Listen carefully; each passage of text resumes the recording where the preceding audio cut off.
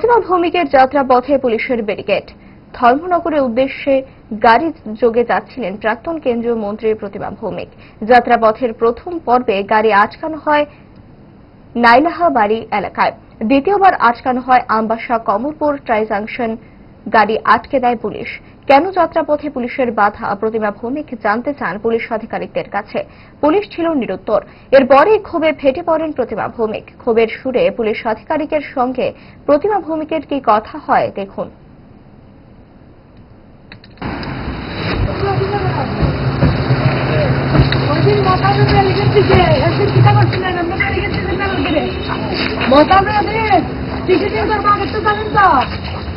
Barricade কই আছিল?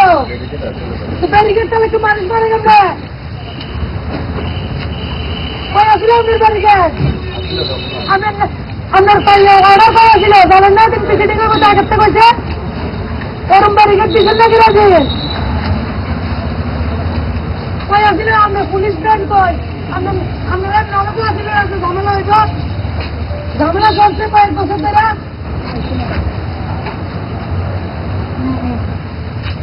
বাঙালি হিন্দুর উপরে অত্যাচার চলতে পারেন না? এটা তো বাংলা একদিন ব্যারিকেড করেছিল, আজকে প্রতিবন্ধকের লেগে ব্যারিকেড দিয়ে লাগছেন।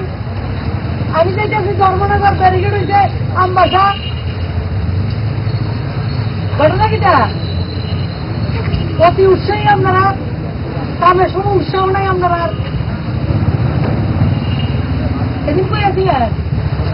এদের টিসিএস অফিসার একজন ইঞ্জিনিয়ার আসিলেন তো স্বাগত করছেন। পিছিয়ে একজন আইএন পিটার আজকে এখানে ব্যারিকেড আছিল, আজকে এখানে ব্যারিকেড কিনে এখানে ব্যারিকেড আছিল না কিনে? যেদিন টিকিটিং করছে এদিন ব্যারিকেড দিতে পারছেন না আপনারা? নাটক মন্তব্য করেন।